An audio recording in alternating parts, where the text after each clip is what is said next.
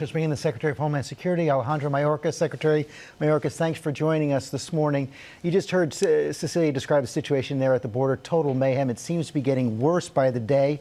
What's the administration's plan to get it under control? Good morning, George, and thank you for having me. Let me take a step back for a minute and let me explain a very important, make a very important point, and that is that the border is secure.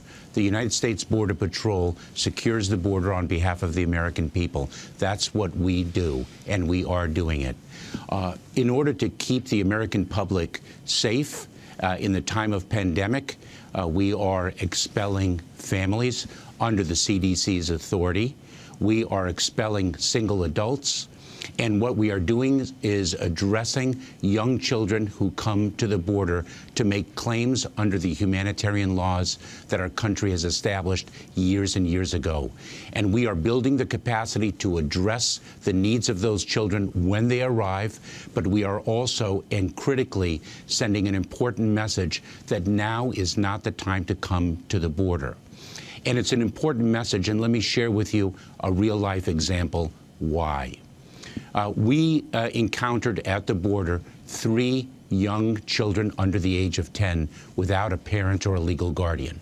We did not expel them, as the Trump administration did. We took in those children and placed them in the care and custody of Health and Human Services until we can put them in the custody of a parent or legal guardian or close relative here in the United States. But their mother didn't make it along the dangerous journey. And that is why we are saying, do not take the dangerous journey now.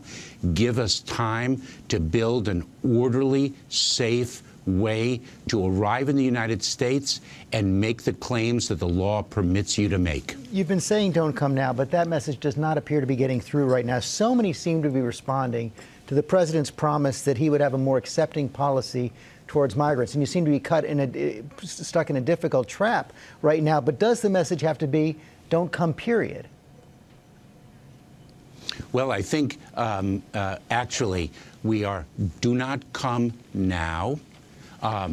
Give us the time to rebuild the system that was entirely dismantled in the prior administration. And we have, in fact, begun to rebuild that system.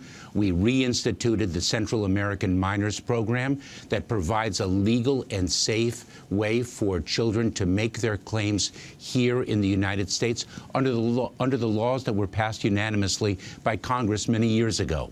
Right now, you're not. I think what is important, if I may, George, sure. What is important is it's not just the message. It's also providing the legal and safe avenue for them to come, and we are rebuilding that with tremendous speed.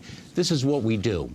We know how to secure the border, we know how to care for children, and we know how to build legal and safe pathways to the United States that the law provides. Right now, you're not getting cooperation from Texas Governor Greg Abbott, who's blaming it on what he calls the open borders policy of the Biden administration.